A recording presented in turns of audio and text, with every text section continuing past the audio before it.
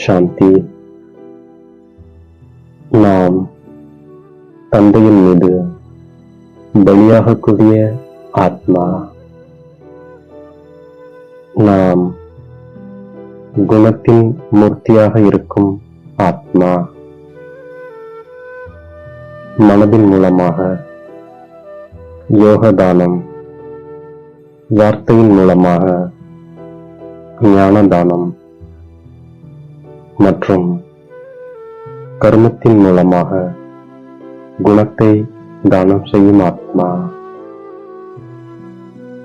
நாம் நமது நேரத்தை வீணாக்காமல் இருக்கின்றோம். உள்ளுக்குள் ஞான சிந்தனை செய்து கொண்டே இருப்பதால் தூக்கத்தை வென்றவர்களாக ஆகின்றோம். பலியாவது என்றால் தந்தையின் நினைவில் மூழ்கி விடுதல் ஆகும். நாம் நினைவில் மூழ்கிவிடும்போது ஆத்மாவானது சார்ஜ் ஆகின்றது. விக்ரமங்கள் விநாசமாகின்றன. வருமானம் சேமிப்பாகின்றது. மரண உலகத்தில் இது கடைசி சரீரம். தந்தை எப்படி சாந்தியின் சுகத்தின் கடலாக இருக்கின்றாரோ அதே போல நம்மையும் கூட சாந்தியின் சுகத்தின் கடலாக ஆக்கிக் கொண்டிருக்கின்றார். பிறகு நாம் போய் சாந்திதாமத்தில் அமர வேண்டும். ஆகவே நாம் இப்போது தந்தை வீட்டை மற்றும் சுகதாமத்தை நினைவு செய்கின்றோம். இதன் மூலம் நம்முடைய பல பிறவிகளுக்கான பாவங்கள் பஸ்பமாகின்றன. இப்போது நமக்கு தந்தை மற்றும் வீடு மட்டுமே நினைவிருக்கின்றது. தந்தையிடமிருந்து நாம் சாந்திதாமம் மற்றும் சுகதாமத்தின் ஆஸ்தியை அடைகின்றோம். முக்தி, ஜீவன் முக்தி அளிப்பவர் ஒரே ஒரு தந்தைதான் ஆவார். இவர் ஒரே ஒரு சத்குருவாக இருக்கின்றார். தந்தை அழைப்பிற்கிணங்க வந்திருக்கின்றார். நாம் தான் சுகத்திலிருந்து துக்கம், பிறகு துக்கத்திலிருந்து சுகத்திற்கு வருகின்றோம். நம்முடைய புத்தி யோகம் நிராகாரமான தந்தையிடம் இணைந்திருக்கின்றது. தந்தை நாடகத்தின் அனுசாரம் அவர் வரக்கூடிய சமயத்தில் வருகின்றார். இது தந்தையினுடைய கல்ப கல்பத்தின் செயல்முறை திட்டமாகும். சத்தியமான தந்தை, சத்தியமான ஆசிரியர், சத்தியமான சத்குரு ஒருவர் மட்டுமே. இதில் நாம் உறுதியாக இருப்பதால் வெற்றி நமதுடையதாகின்றது. ஞானத்தின் விஷயங்கள் உள்ளுக்குள் ஓடிக்கொண்டே இருப்பதால் நமக்கு குஷி இருந்து கொண்டே இருக்கின்றது. தந்தையிடமிருந்து பெற்ற ஞானத்தை நாம் தாரணை செய்து கொண்டிருக்கின்றோம். இரவில் தூங்கும் நேரத்திலும் கூட தந்தையை நினைவு செய்து கொண்டே தூங்குகின்றோம். இதன் மூலமாக கடைசி நேரத்தில் இரவும் பகலும் நாம் தூக்கத்தை வென்றவர்களாக ஆகின்றோம். நாம் மற்றவர்களையும் கூட நம்மை போல் ஆக்குகின்றோம். நாம் தானம் கொடுத்து கொண்டே இருப்பதால் ஒருபோதும் குறையாமல் இருக்கின்றது. நாம் குப்தமான போர் வீரர்கள். 5 விகாரங்களோடு நாம் போராடுகின்றோம்.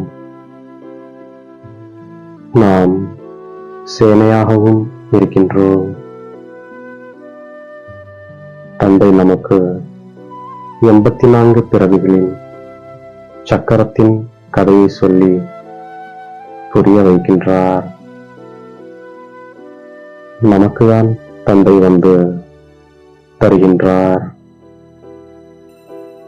இது எல்லையற்ற யஜ்யமாகும். நாடகத்தின் சக்கரத்தை நாம் புரிந்து கொண்டிருக்கின்றோம்.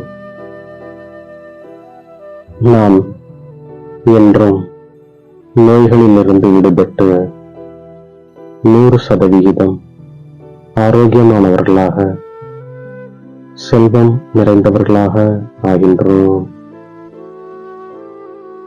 நாம் அறிந்து கொண்டோம், மரணம் வந்தே ஆக வேண்டும் என்று.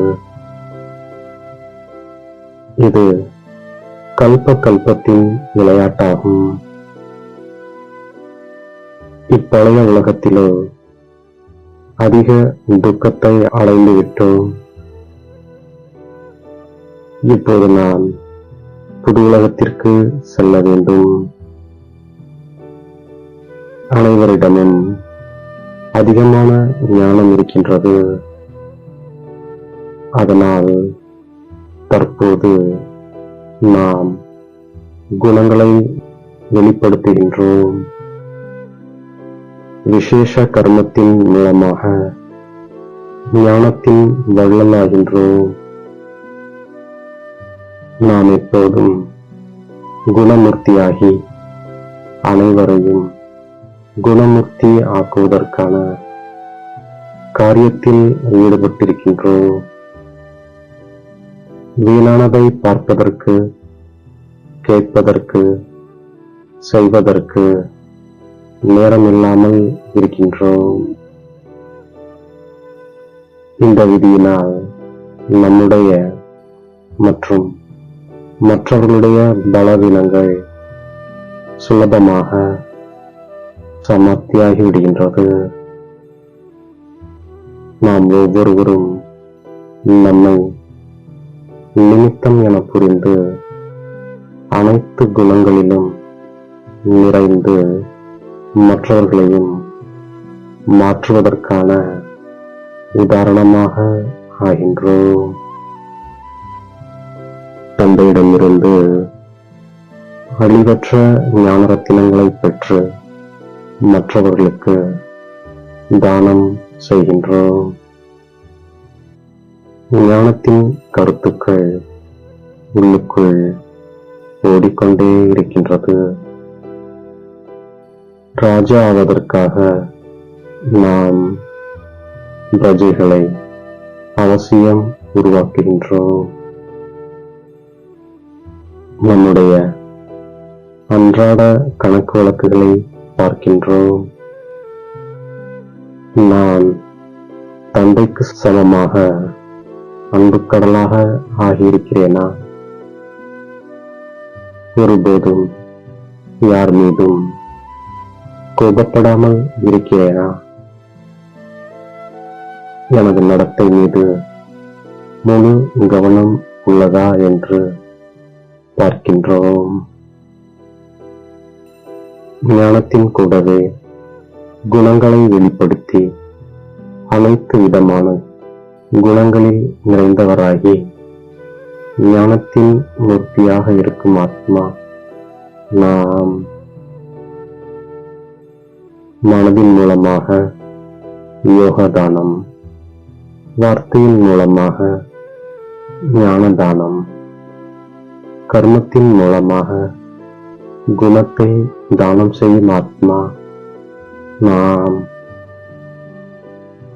நம்மை தேடி கண்டெடுத்த இனிமேலும் இனிமையான தாயும் தந்தையுமாகிய பாப்தாதாவிற்கு கோடான கோடி நமஸ்காரங்கள். ஓம் சாந்தி.